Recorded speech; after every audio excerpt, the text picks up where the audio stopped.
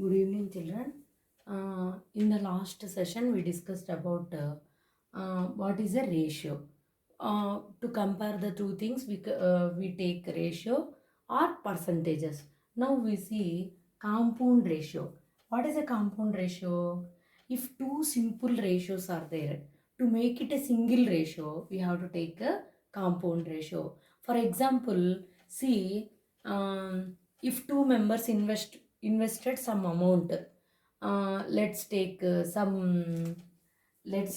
Ravi and Ram. We take two members, Ravi and Ram. He invested 50,000 rupees and he invested 40,000 rupees. Their investment is 50,000 and 40,000. Now, what is the ratio of these two things? 5 is to 4. 5 is to 4.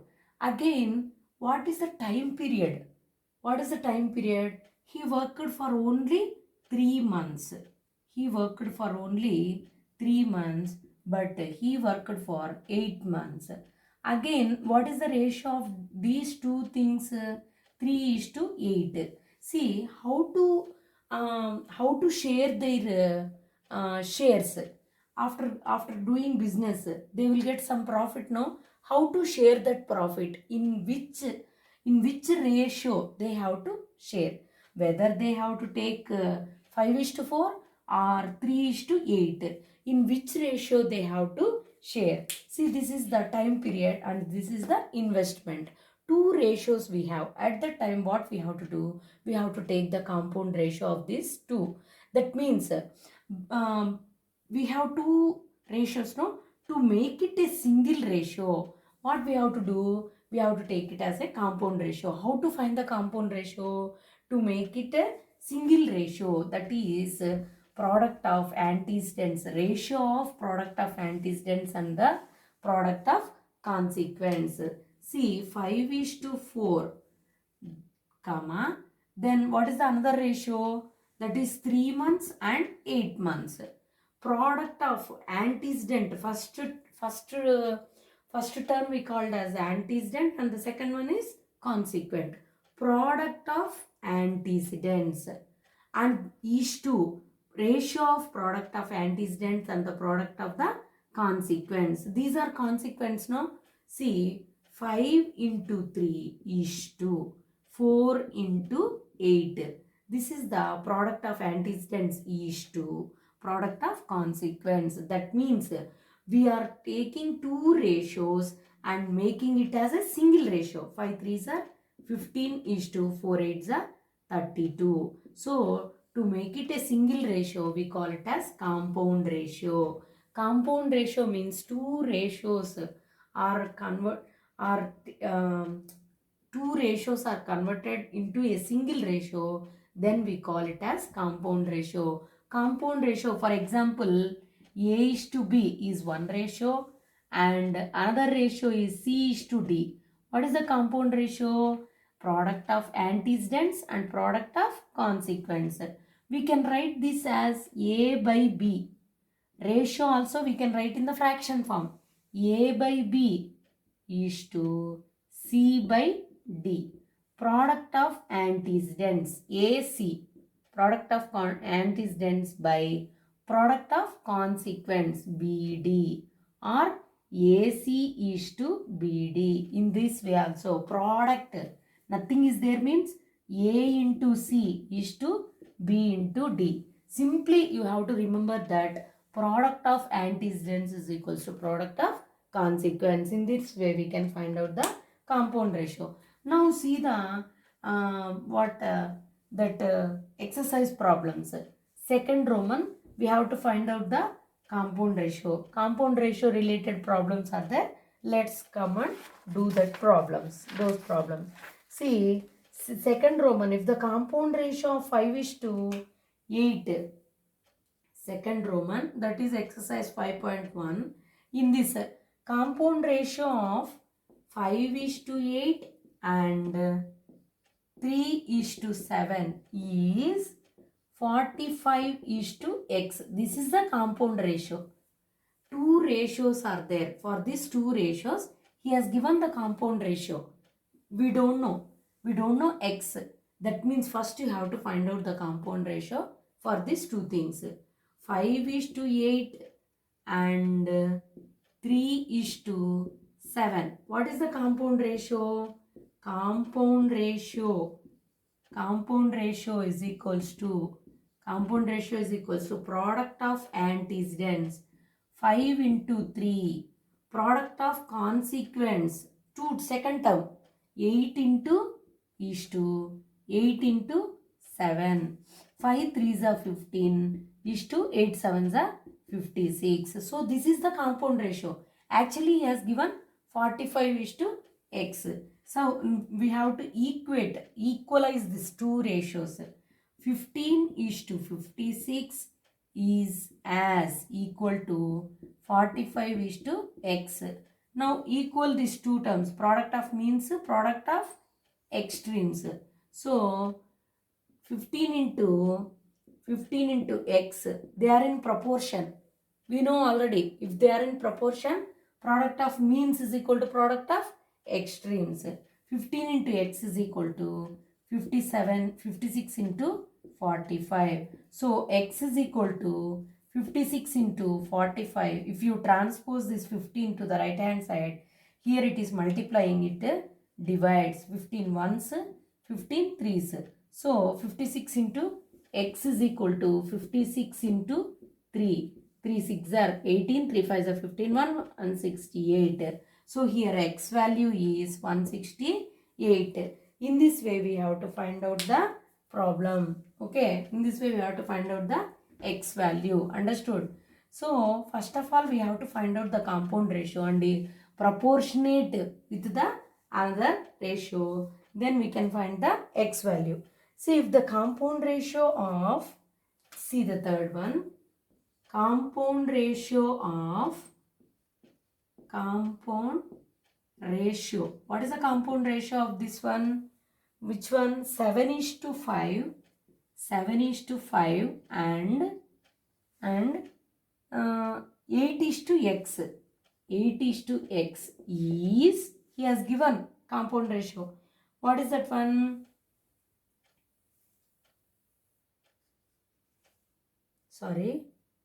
7 is to 5 is 84 is to 60. 84 is to 60. That means compound ratio he has given for these two. But we have to find out the x value. First of all, what is the compound ratio for this one? 7 is to 5.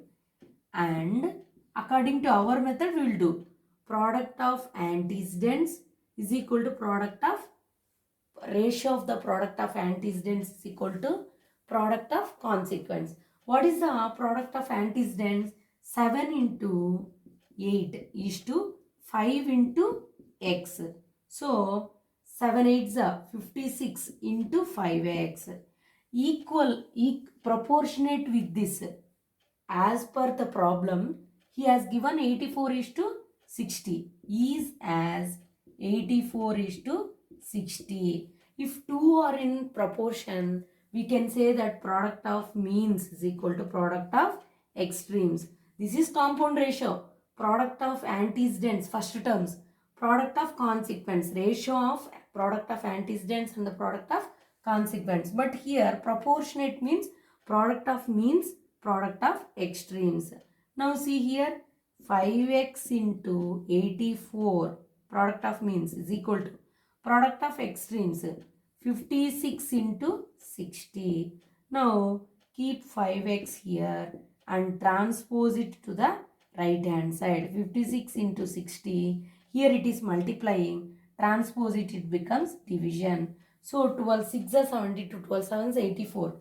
12 7s are 84, 12 5s are 60. Again 7 1s, 7 8s. 5x is equals to 8 5s are 40. Again x is equals to 40. Here 5 is multiplying. If you transpose it, it divides. 5 1s, 5 8s. So x is equal to 8. In this way we can prove the x value. We can find the x value. First what you have to do, according to our problem we have to find out the compound ratio of these two. and again you proportionate with this, equalize with that second, whatever he has given. According to him, compound ratio is this one. So from that we can find out the x value. What is the x value? X is equal to 8. And the last one in this compound ratio, that is fourth one, just like the previous problem only, just we'll see that one. Fourth one. See, fourth one. Compound ratio of 3:4. Compound ratio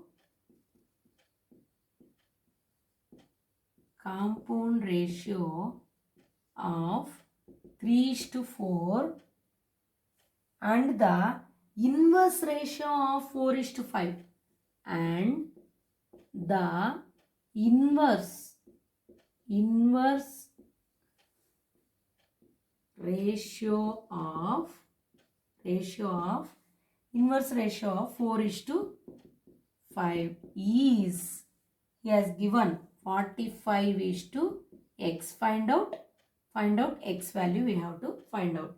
See what he has given, compound ratio. First we have to find out the compound ratio of this one and the inverse of this one. And then you have to proportionate, equalize this one. See compound ratio. First we will find the compound ratio. Compound ratio means how to find out compound ratio? The ratio of product of antecedents is equal to product of consequence. See, first one 3:4 and what is the inverse ratio of 4:5? 5:4. Just inverse it here and this one. 5:4. Okay. Now, product of antecedents is equal to product of consequence.